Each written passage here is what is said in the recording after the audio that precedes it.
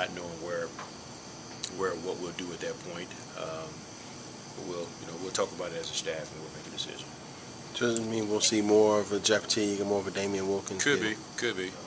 Yeah. I mean, anytime you lose a starter, certainly we're looking at the matchups against Chicago and see what will work best for us,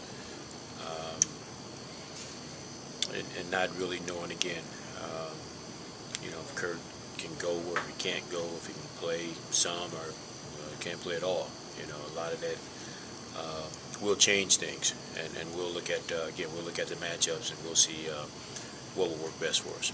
How much can you read into what happened during the regular season when you look at this series with the Bulls as you head into a post? It's a different game, granted, but it's the same teams.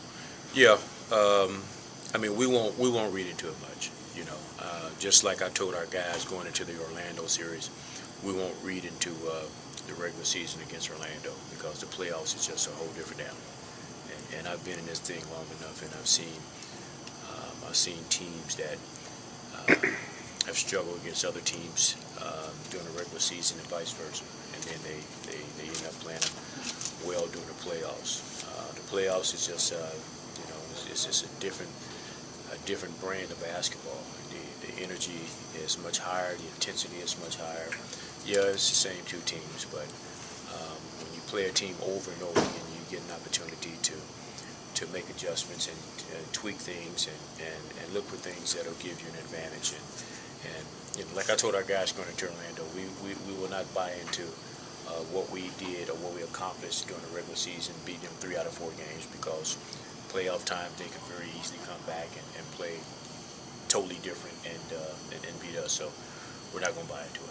You guys go from facing one potential MVP candidate to another. Is the defensive focus still the same? The game plan is different, obviously, but the focus on defense, is that still the? Yeah, and we were kind of talking about that as a staff this morning. You take a series against a guy like Dwight, and now you go into a series against obviously Derrick Rose, who has certainly put up MVP numbers this year.